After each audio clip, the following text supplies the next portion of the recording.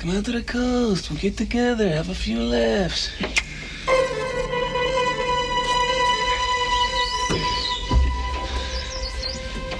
I know what a TV dinner feels like.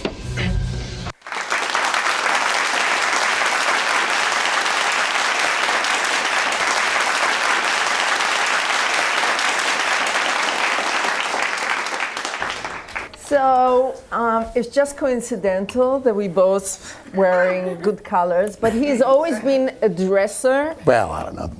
I'm not afraid of color, so I guess it's... So first of all, one of the fun things about what we're doing here is we look at movies from many years ago and decades ago, and it's always interesting to see what still works and what doesn't. This plays like gangbuster. It really is like a modern movie. It doesn't feel like it was like 22 years ago, because we see some movies and they play slow and all of that kind of stuff.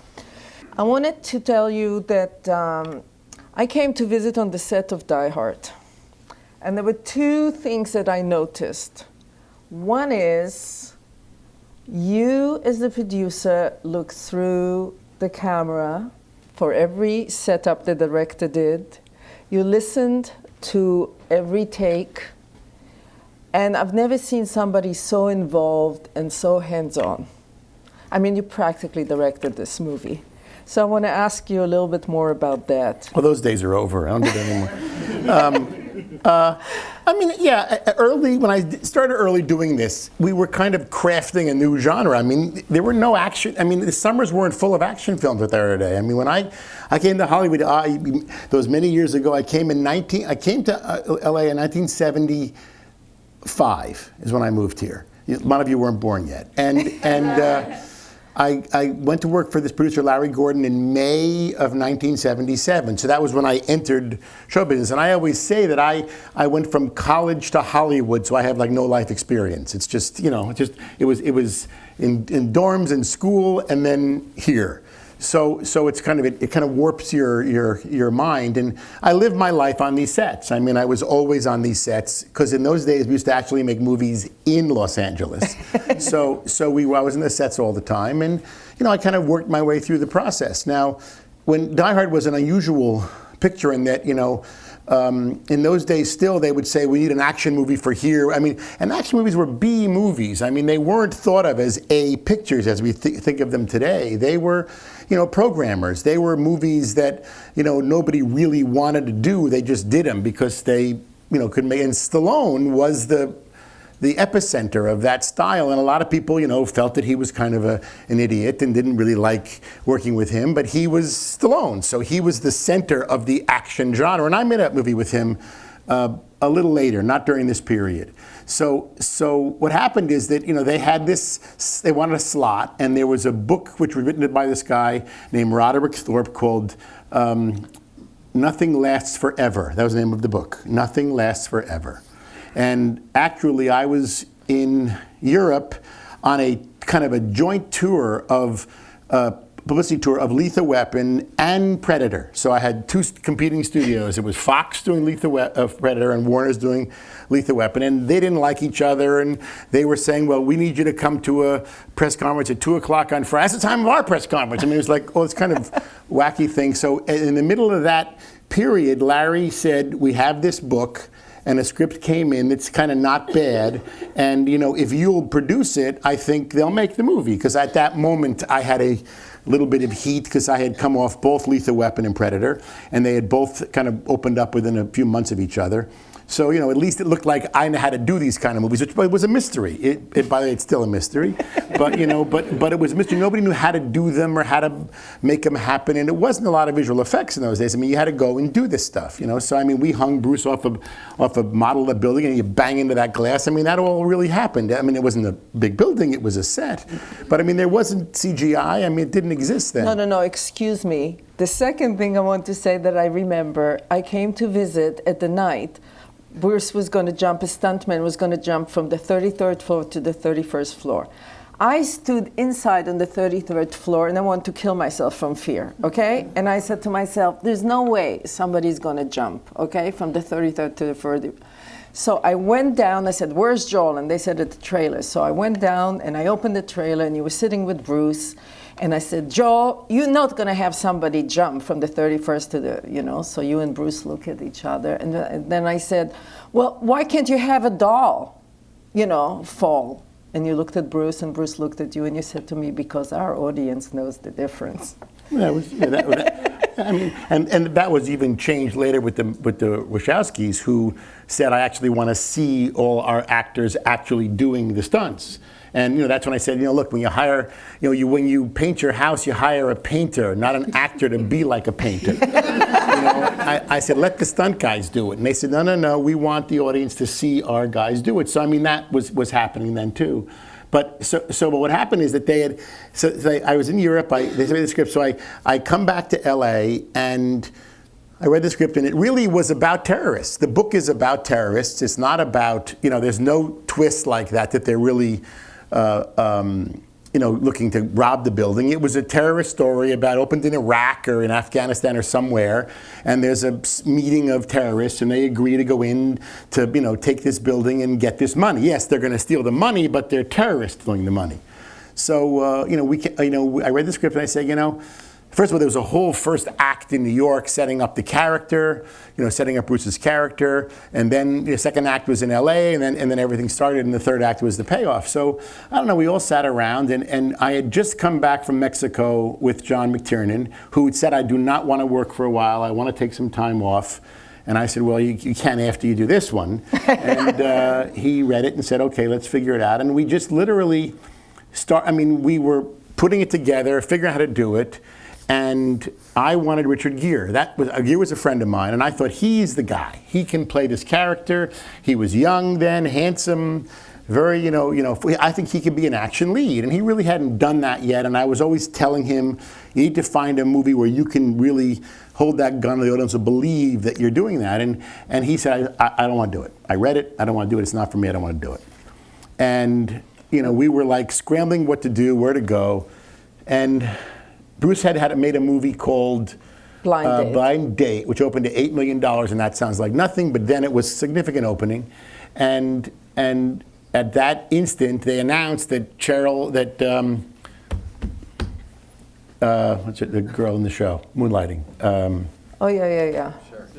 Sybil Shepherd was pregnant, and they had to shut down for 6 weeks or 8 weeks or something. So Bruce was all of a sudden available, and they said, what about Bruce?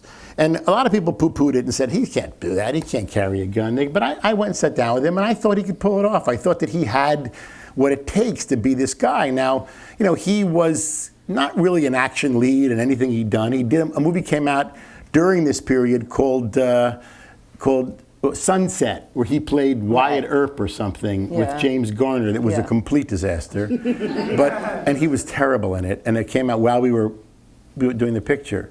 But we thought that he could pull it off, and his agent wanted $5 million, which at that time was huge. Like $20 million. And there was a great guy there, Leonard Goldberg, who's still around, still alive, still kicking, still doing stuff.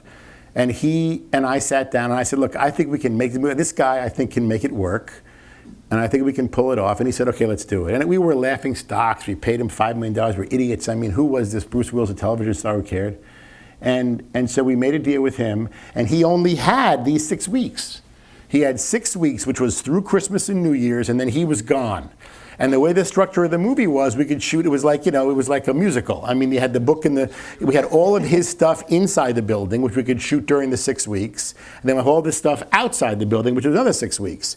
And then he came back for one scene when we blew up the downstairs part. That he came back, because we could do that till all the stuff was finished.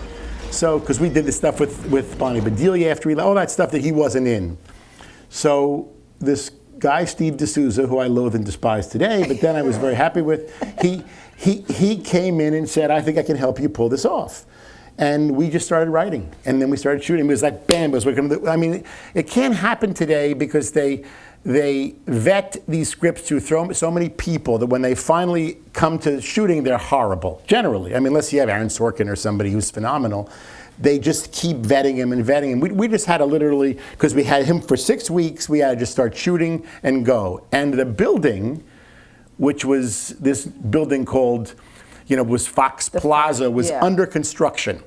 So what we did, and at that moment, the Japanese were today it would be a Russian, but the Japanese were the big, money spenders, and we actually, the way we got the names is they told us that the battleships of all the big battleships in the Second World War were all named for famous Japanese clans, famous, the society. There were these clans, and we got a list of all the Japanese battleships, and we liked the sound of Nakatomi the best, so we called the company Nakatomi, and everybody said why that's what we wanted to call it, and then we made the logo, which was out of a kind of I was looking at an auction catalog one day, and they were selling these samurai helmets, and one of them had that thing on it, so we just took it. It's like guerrilla filmmaking. We didn't know what the hell we were doing. We didn't know if it was going to work. We just I just had done Commando for Fox, and that was and that was the only movie that I'm embarrassed. People say I love that movie, but I always look at the movie today and I say, how can you but if I just had finished that in the same kind of fashion, we just put it out. Schwarzenegger we just finished it and set it out. So we started writing, and we just started shooting, and you came by during that period. The period when Bruce was working, it was kind of like everybody in the town was coming by, because it was just at Fox, and it was this big movie, and everybody was coming. That's set up. That's all set up. I remember the time that there was a lot of kind of first in this. First of all, it's like casting Alan Rickman, who was like this English actor, refined English actor, as the villain. That was kind of brilliant, and I think really imitated till today. Casting Goodenough, this ballet dancer, as a bad guy. That was like, And even that whole character of Bruce Willis and... it's like I went to the ladies' room, and there was a young girl, a student here from Dominican Republic, and she says to me, it just has the whole package. Yeah, sure. Yeah, I think so. It's just they aren't all humor, the comedy, they aren't the all like action. this. A lot of them aren't. You chose one that I could show you a few of them that don't have the package, but But yeah, no, I think so. All those things. He was in a play in New York, Alan. He was in La Liaison Dangereuse, which was a really interesting play. And I'd been in New York, and a girl I knew then named Francine Lafrac had produced the play. Right. So I went to see it, and I came back and I said to John, we should go with this guy. He's just... he's magnetic. He's captivating. So he came back to LA. Of course, the studio didn't know who he was and wasn't sure about it. And they went back and forth. And we said, look, we have to start. We got to start. We got to go.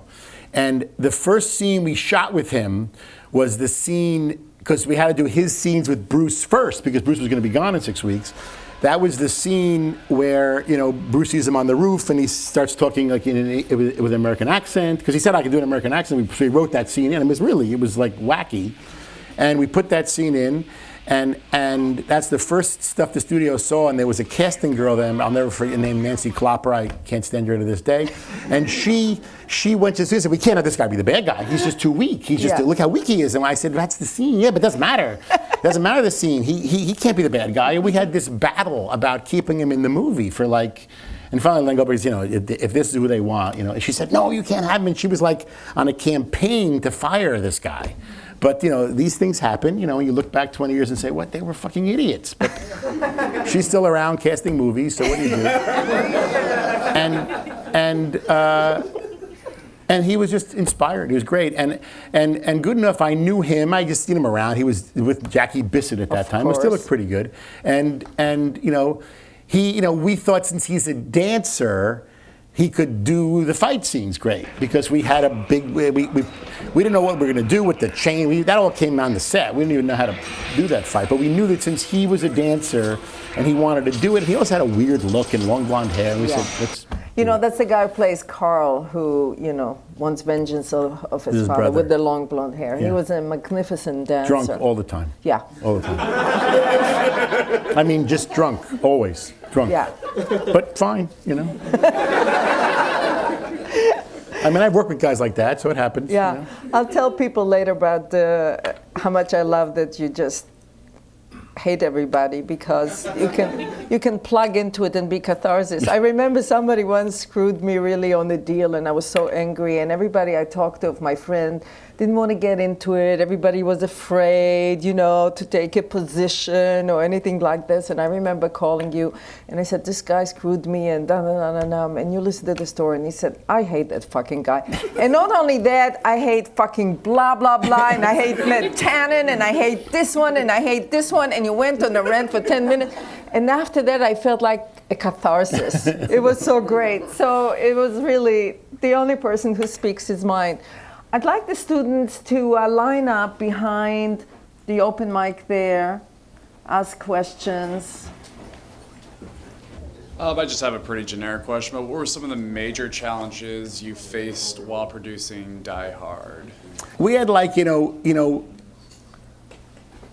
absolute serious kind of daily drama with the building, because we were actually shooting this movie in a new building that was full of tenants who were trying to work, and we were shooting guns, and these were full of, see, always, again, these are things that you don't need to worry about today, but we have automatic weapons. You had to use what we call full loads, which are the loudest possible loads, which is like a full load of the blank whatever, because in order to make those MP5s work and to keep them coming, is you had to have enough charge, because these are mechanical, they're not electronic, these guns, so you had to have a full load always. And sometimes when they do movies where, you know, we're shooting a handgun or something, not an automatic weapon, you can use quarter loads, half loads, but we had to have full loads, because that's the only way to make those guns work. And they are loud. I mean, everybody has to have ear protection. I mean, it's loud. And so we're shooting these scenes during the day, sometimes, you know, just all the time in a fairly, you know, functioning neighborhood. I mean, it looks like it's just in the middle of nowhere, but it's not. I mean, the helicopter scene how we did that was just a miracle. You know, again, no CGI, so we do all this the way it was, you know. So it was hard. I mean, there was an attorney in the office, Kenny Ziffrin, who's a big, well-known attorney, represents a lot of people, and he didn't represent anybody in the movie, and he went on a campaign to stop the picture, because he said, my office is 2 stories below, and we can't work. I mean, you know, and he represented Jim Brooks and people, and I said, well, if Jim Brooks was directing the movie, he would be overjoyed, you know. But I mean, it was like that. It was, people in the studio were upset. People who were using the building. I mean, that was a big one at the beginning of the movie. And at the end of the movie, I mean, as we were in the parking lot and all that stuff and everything else, we were like, you know, gates were closed. I mean, we were inconveniencing people. Nobody really filmed like on a lot like that. I mean, you filmed in stages, but we were literally right there in the studio. And that's that day that we destroyed the whole, you know, courtyard there, and all the paper coming down and all that. I mean, that was a rough day, because they just didn't want that shit in that place, and they were like complaining about it. Yeah. And when we did the helicopter scene, we had to get sign-offs from all these people. It was like Sunday evening at like 7. We had like between 7 and 7:30, you know, and it just had gotten dark. It was like, you know, I guess about late January of 1988. And it was cold out, and we had a half hour, and they had to get, and Zev Yaroslavsky, who was the councilman, had to vouch for us, and we only had a few runs, and I said to these guys, look, I said, I want you to, there were big fountains then in the middle of Avenue of the Stars, and I said, I want you to go through those fucking fountains. I said, I want you to get as close to the deck as you can. You know, and you see those guys, it's a pretty exciting scene, and they came back and they said, we want you to touch the skids, they're all wet, Joel, we went to the fountains, you know, so they gave us that, and we had a half hour, and bam, we were gone. So it was full of those kind of issues, and you know, it's one of the reasons we don't shoot in LA anymore, because people don't want us to. We don't really want that. And so people who don't want the movies around us. New Orleans love it, and Atlanta's crazy about it. I mean, we can't. That's one it's only one little reason.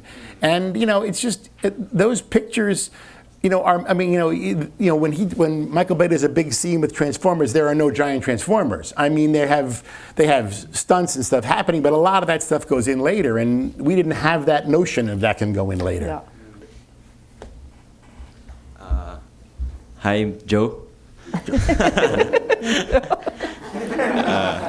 My name is Bex, and my question is, first of all, I just want to say that I'm like the huge fan of the Matrix trilogy. I think that the first one should be like the Bible to all of us like filmmakers. Yeah. So the question is, what advices would you give to us like future filmmakers to like get into the industry, or maybe like become more successful?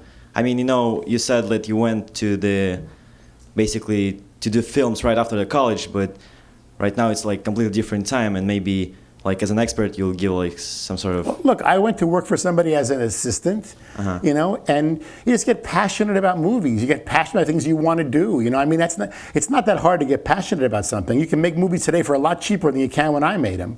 And the first movie that I really got passionate about, that I kind of willed in production, was 48 Hours. I mean, that was an interesting, no one knew what the hell we were doing. That was this weird kind of genre of humor and action together. What was it? And I was passionate about it, and it was an expensive movie, and we ended up getting it made. It was the first movie that I actually produced, but I worked on The Warriors, I worked on other movies.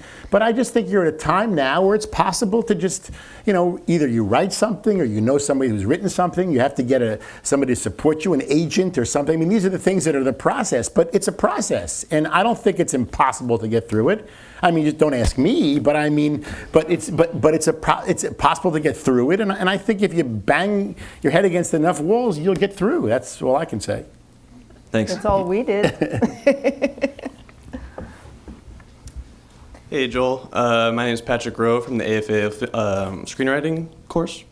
First off, I just wanted to say good luck in buying the old Venice post office. Hope that goes through for you. So I heard about the new thriller after you signed your new deal with Universal with Liam Neeson. I just want to know, what other projects are you planning on doing or looking for? I mean, it's just, it's the business is broken down into three types of movies. It really is. I mean, in the commercial world, because there's always going to be small independent films that are artistic films but I'm in the business, to try to make movies that are seen by the audience. So the three, that's my intention. So the three types of movies that are really existing is the micro-budget movies, which are the little movies. We did one last year, Project X. I hope most of you saw it, and because if you didn't, you should see it. The DVD just came out, and it cost $12 million. And then there's the minimum price movies, which are between 40 and 60, say, which we did Unknown with. We did that with Liam Neeson, and we're doing this new one, Nonstop. And then the big gargantuan tentpole movies. And a lot of the studios really aren't looking for that mid-price movie because it's too risky. I mean, you're spending $40 to $60 million a movie that isn't what it needs to be. They'll take a risk on, The Devil Within, or Paranormal Activity or something, and then they'll go with the big tentpoles. But the principal kind of movies that we're looking for are all three, and we are going to probably make with the new company those kind of $40 to $60 million movies that have to be inspired and smart and effective and work. I mean, so we can do that because we don't have anybody breathing down our necks or giving us notes and telling us what to do. So we can do those kind of movies clean. And then the other two movies we're working on as well for other studios and everything else. So we're going to pretty much focus on those $40 to $60 million movies. But that's our plan. But plans change every day. Right, of course. Yeah, thank you. Hello, my name is Pablo. My question goes somewhere along the same lines as the last one, in terms of we're told basically that the whole studio film paradigm has changed into different production companies, and then the studios are just like managing everything that goes around. In your experience, do you think this presents new challenging to filmmaking, if it's a good thing, a bad thing, and your opinion on the future of Hollywood as the pinnacle of filmmaking? I mean, look, I'm a studio guy. So I lived my life in the studio system. I've been doing these movies, for, 30 years. So and even though I feel like I'm only 19 years old, I'm not, but I feel that way. And I work within the system, so I understand the system very well. But there's always, look, Harvey Weinstein proved that you could do different kind of movies and get financial success. You can. I mean, I think that 12 of my movies grossed more than all of Miramax together, but I don't have any Oscar. I mean, I have technical awards, but I don't have any Oscars for that. So it's a different, world. I mean, Harvey uses the Oscars as a marketing tool. Most people don't understand that, But we make movies that are, worldwide, international movies that could attract people all over. I think the Hollywood system is better than it's ever been. People are going to the movies all over the world, and they're going more than they ever have. And there are new markets in Eastern Europe, in China, we are exploding. I mean, I think that it's a great time to be starting. I mean, I look at the time that I was starting business, and it was a stupid time. I mean, people were full of themselves, like they're not full of themselves now, but they were like really full of themselves, and they were really trying to make films that were important and meant something. And then Richard Pryor came on the scene, and nothing mattered about getting Richard Pryor in a movie because people went to see him, So I mean, I just think it's a great time. It's a great time because there are people making movies for $20, and their audiences are going to see them, And I think that's great. And then the studio hires them because they're cheaper than the pro. I mean, I see every movie. I have my house. I have a screening room. I'm fortunate, and I see every movie. I see every fucking movie. And I like to see what's happening, what people are doing. I just saw a Philippine movie and I thought I couldn't believe how good it was. I never saw a Philippine movie. I never even, and I talked to some friends of mine in the Philippines. There's apparently a huge Philippine movie industry, but it was this weird movie called The Road. I don't know if everybody saw it. It had this 3-story. Did anybody see it? No, that was called The Road. It was this. I'm telling you, this weird movie about. It's like a horror thriller, but it was like the same house and story for 3 different years, starting 2008, 1990. It was really interesting, and I'm sure it cost $1 million, but it was intriguing, interesting, and I liked it. So I mean, I said, who made that? Let's find out. That's how we do this stuff. So, I think we're in a good time. I think it's not a bad time. I think it's a great time, and I think that people are seeing all different kind of stories. You have horror, you have comedy, you have action. I mean, all these things are happening, and I just think you're going to all be okay. You're all going to be okay. Well, that's encouraging. Thank you.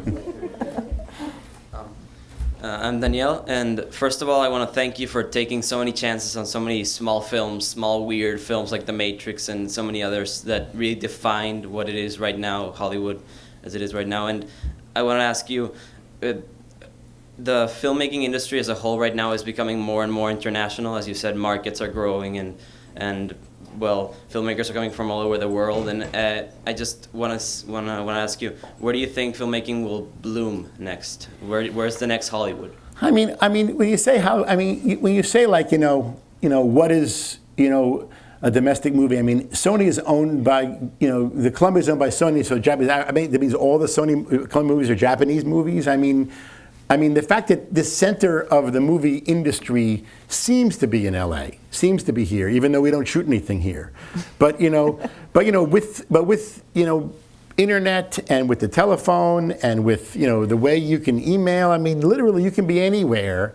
And you can, when I'm in London on a movie, I can see visual effects that are coming out of LA at the same time I'm seeing the ones coming out of France. I mean, it's all possible. So I just think that it's set up here because it is here. But I mean, are the studios themselves physically, they're television lots. I mean, that's what they are. These lots are television lots. Virtually every stage at Warner Brothers is being used for a television show because it's easier to build, home-based sets here. It's easier to just do that stuff here. No movies because there are no rebates, because there's no tax incentives. Really, very few big movies are ever made here. But it's where everybody wants to live. LA can be a beautiful place. Weather's nice. It's, there's traffic is bad, but other than that, Stars are here. It's a great place to live. So I think that it will always, at least in the coming years ahead of us, I think it will stay the center of this part of the business. But is it the center of the creation of the movies? No. But it's the center of the the follow through of the process. And I think it's going to be like that for a while, in my opinion. Thanks. Good evening, Mr. Silva. First of all, thank you for coming. And Die Hard and Lethal Weapon are my two favorite Christmas movies. They are.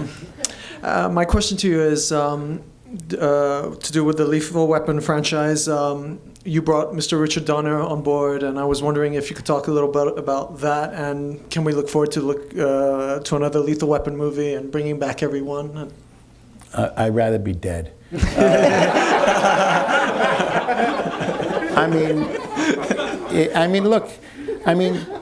Look, now as we're in a franchise world, when we started making these franchises, they looked down on them. They were shit. When I did Lethal 3, they thought, you're making a third one of those movies? And I remember when I did the campaign, I just put a big 4 on the campaign. Because I said, fuck you, here's a big 4, the fourth one.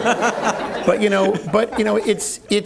it was a hard thing to get through. The movie cost $15 million to make, which by then was, say, a mid-price movie, but still 15 was low. It wasn't considered a $67 million movie. It was a script that this young guy, Shane Black, wrote, which nobody could figure out what it was. Nobody wanted it. It wasn't as if they looked back and they said, oh, this great script. Nobody gave a shit. Everybody passed. And this guy, Mark Canton, who was still around, he read it and he liked it, so we came here with the project.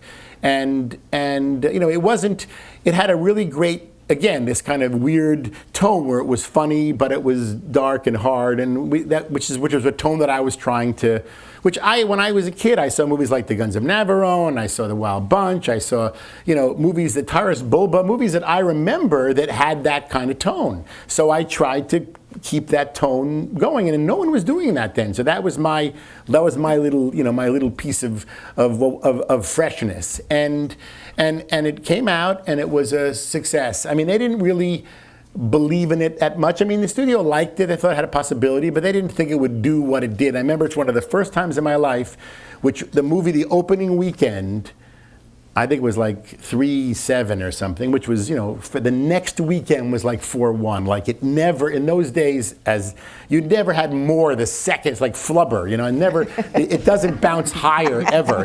A ball bounces down, and it was like a miracle. And then when that happened, and then it had a great international, grosses, so they said we should make another one. And I was very concerned about, franchise movies, because I remember I'd seen the second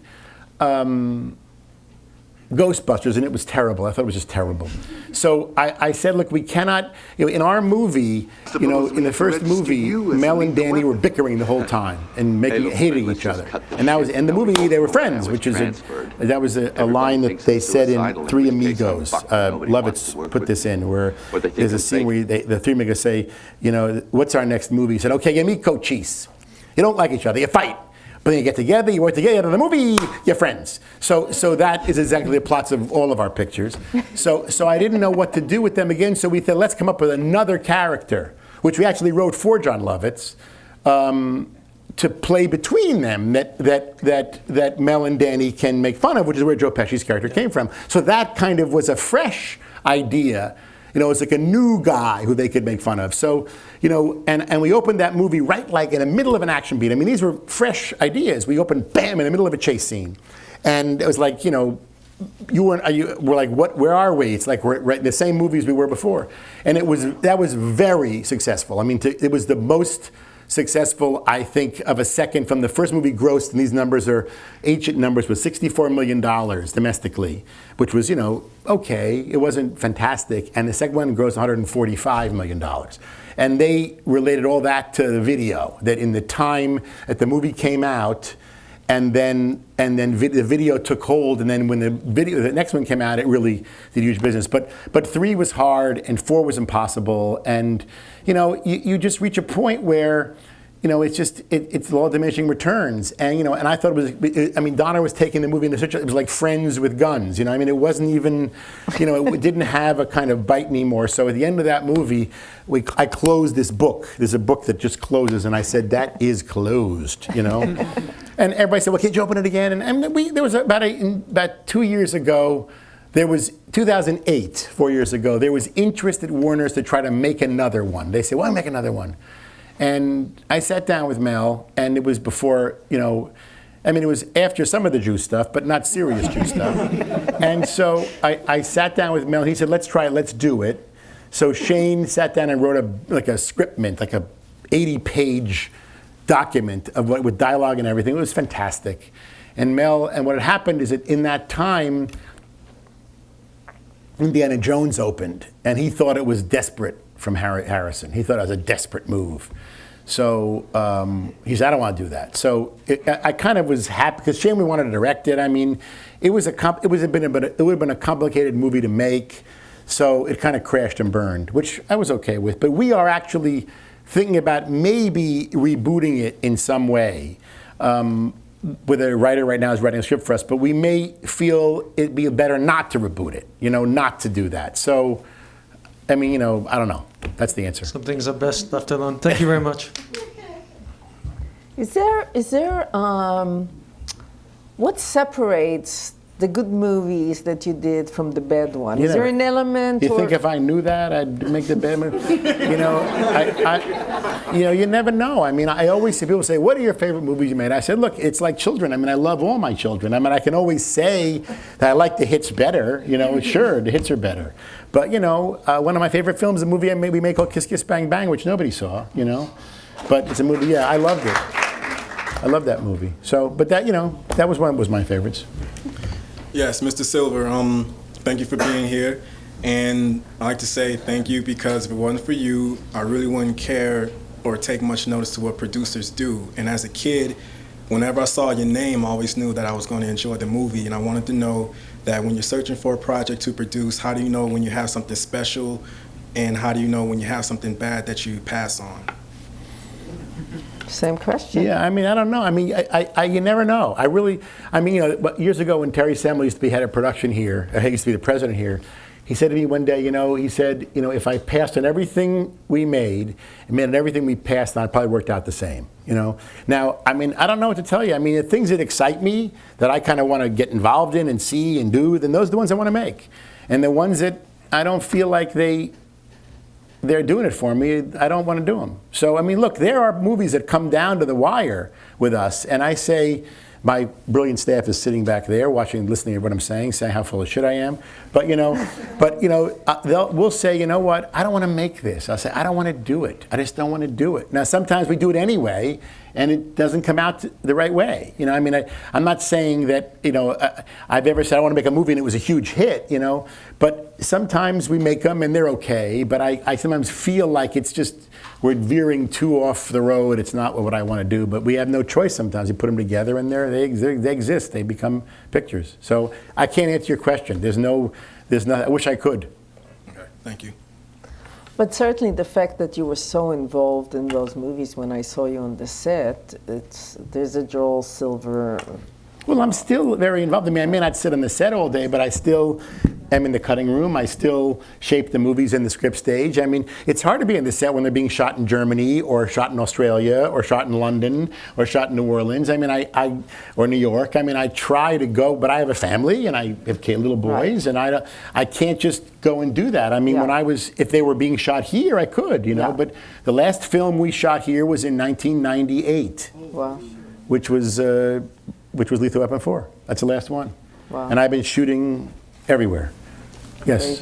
Hi, Mr. Silver. I really love the films that you produce, and I was curious which experience has been your most memorable producing experience on any of the films you've produced? I mean that's hard. I mean, it's again, again having no life experience, I look at my life through what I was doing, which movie at the time. So if somebody will ask me a question about a thing that I was making, I think about what movie I was making then. So what I was, what my mind was like, what my design sense was, what I was thinking about, and you can kind of see my design sense in the movies as they progress. This movie, I was just beginning my whole Frank Lloyd Wright. I mean, if you look at the television station was KFLW, which was Frank Lloyd Wright. I just thought that was funny. But but I was just very into that design aesthetic. So I think of what I'm doing, and I mean, look, this was a pretty great one. We thought we had something special. We made this movie. We thought it was special.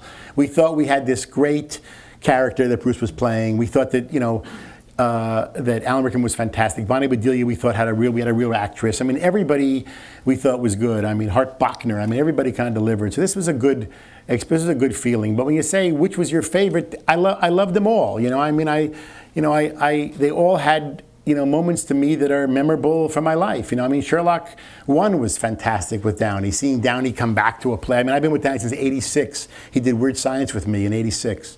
And so I've known him that whole time, and I've always believed he had what it took. I always believed in him, always. And here he was, 2005.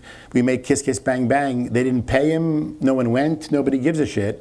And then this summer, Avengers, and I don't know how you see that without Downey. I mean, he's just phenomenal in the movie. And look at him. I mean, that's fantastic. So I mean, but I had a great time with Downey on every movie I did, particularly the 2 Sherlock Holmes movies. He was great in them, and I spent as much time on the set I could, but I loved the experience of because his wife Susan used to work for me for many years, and Richie, Guy, and we dragged Guy out of the garbage. We gave him Rock and Roller. So I mean, these guys, have, I mean, they all have memorable times for me.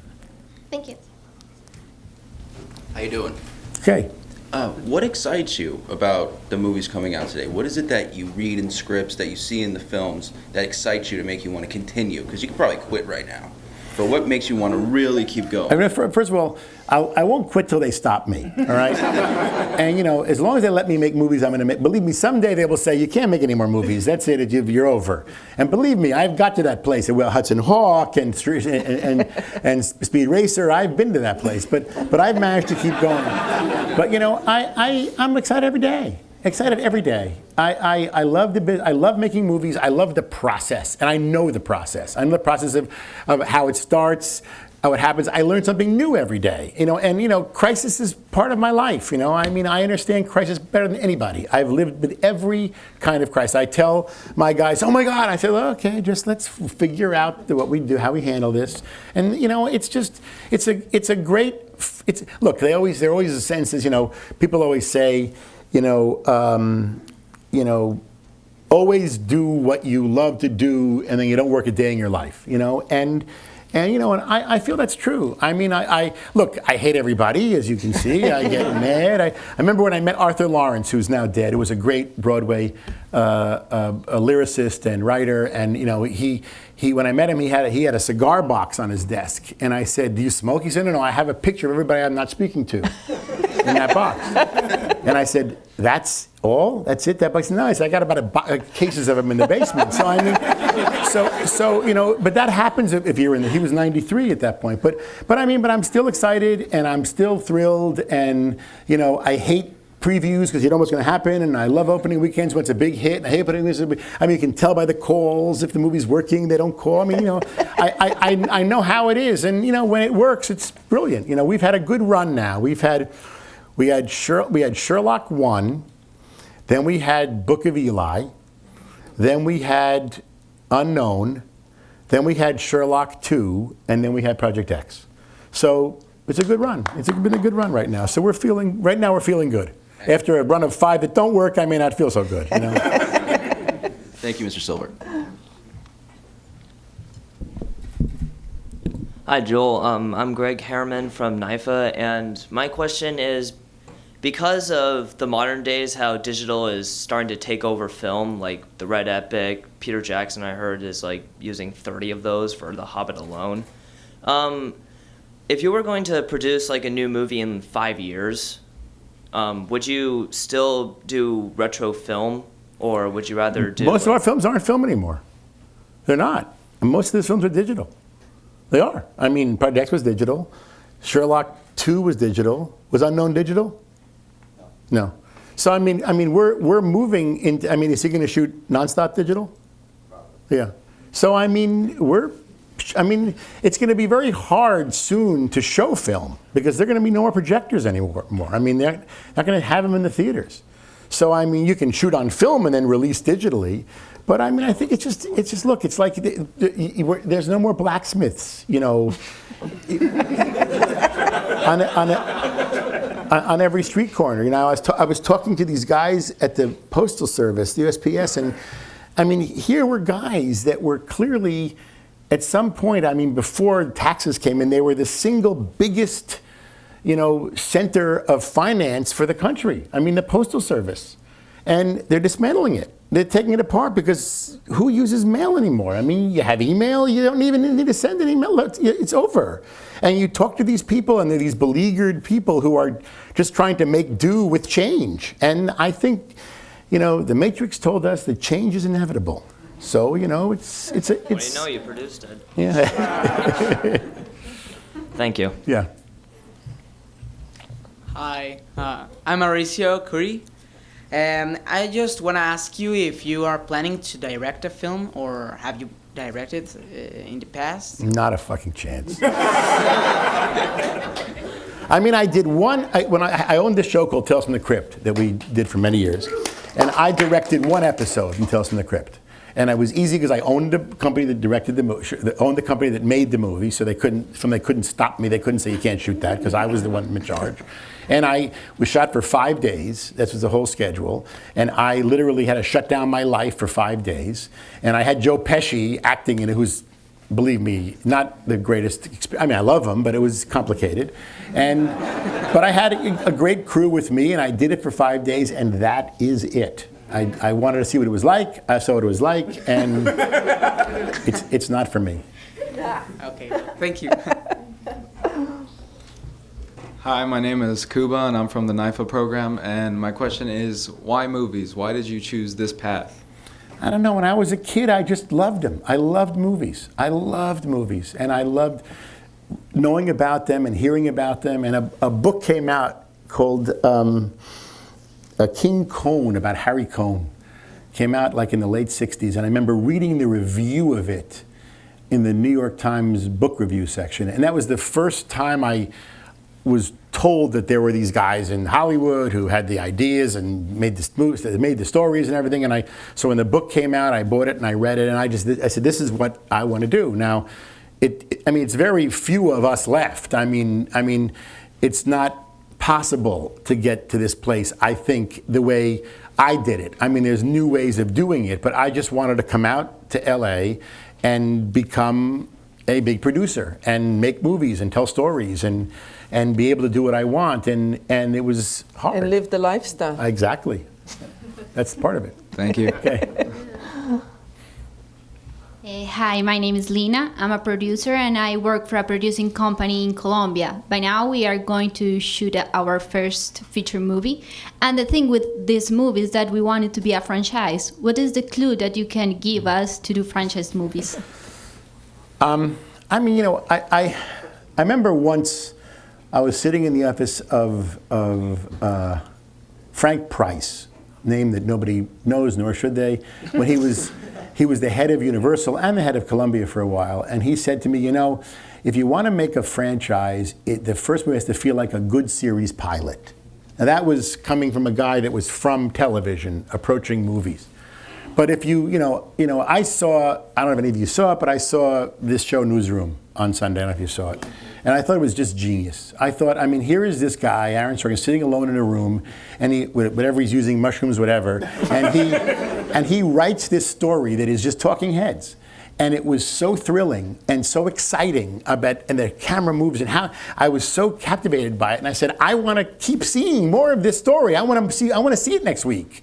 And you have to, if you want a franchise movie, you have to movie that has that feeling. Now, a lot of movies today would love to be franchises. But when we made Lethal Weapon, we didn't intend at having it be a franchise. That was just a story, it ended. When we made The Matrix, that was serial fiction. That was intended to be a franchise.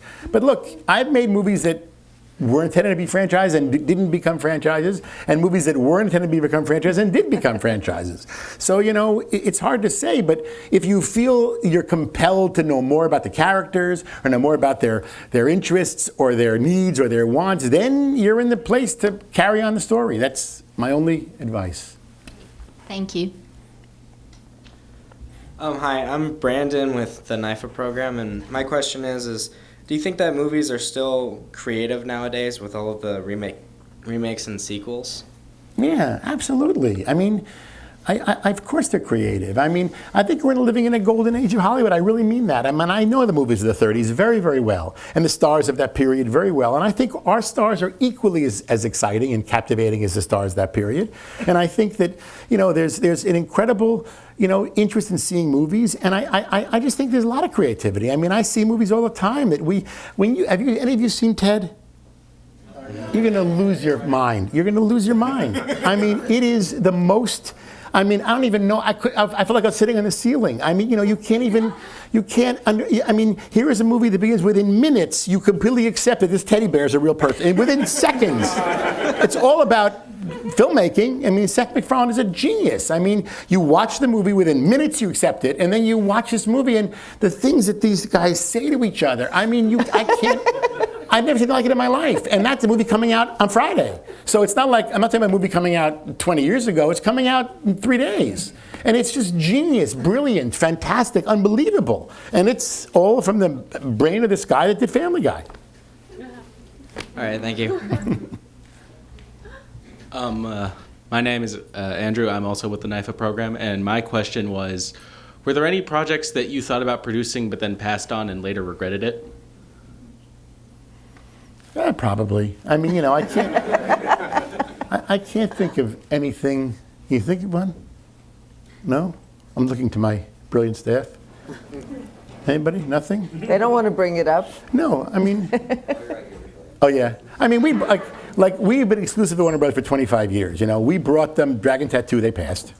Would I have wanted to do it? I mean, when we got it, it was before we even saw the original movie.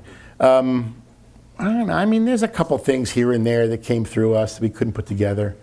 But, I mean, look, who knows? I mean, I try to make everything that I want to make. And if we pull it off, we make them, great. And if we don't, we make something else. Thank you. Hi.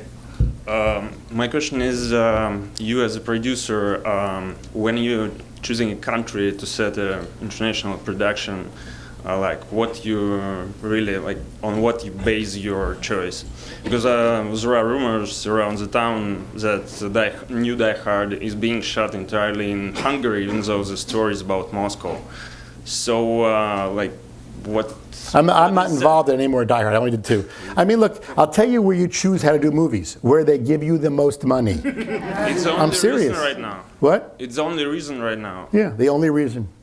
I mean, look, we shot 6 films in Berlin. We've shot 5 films in Australia. We filmed like 8 or 9 films in the UK.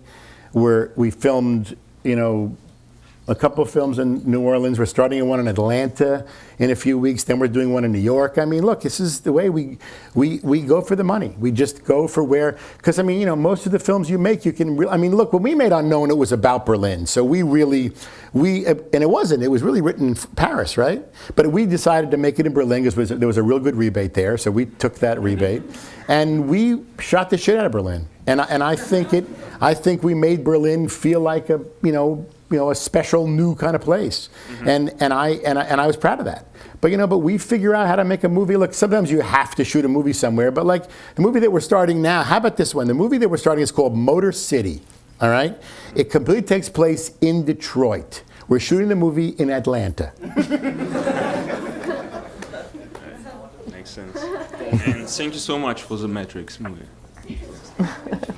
Okay. A gift to the world. Good evening, Mr. Silver.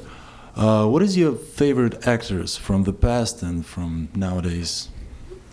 I mean, I would have to say the one who I'm working with next, and the next picture is going to be Jerry Butler, we're doing a movie with, and after that, Liam Neeson, But, it's I mean, look, you have, a long run. I mean, I made a lot of films with Willis. I made 4 films with him. I made 6 films with Mel. I mean, I made a lot of films with these guys. And there are guys out there that I really want to work with badly who I haven't made films with yet. So, I mean, I have those. I have a picture that we put together with Ryan Gosling. I like him very much. I think he's really talented. He's a smart kid. He knows what he's doing. I like him.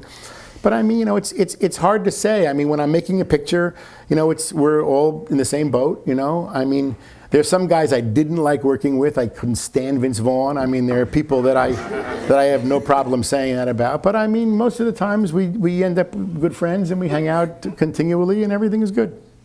Got it. Thank you. But Joel, you one of the few people that actually speak your mind. You tell whoever you hate that you hate them, and vice versa. How do you survive? Because most people basically burn bridges and they're out. You're still here and you're kicking and. I always say that I am a bridge burner. I can look up ahead and I can see the bridge burn before I get to it. You know. Look, I mean, I just keep at it. I just keep going, and as long as I can keep putting them together, and there's money to make them, you know. I mean, look, there's an old Hollywood expression that if you stare at the river long enough, all your enemies will float by. So, you know, I look at that river all day, and most of them have gone by.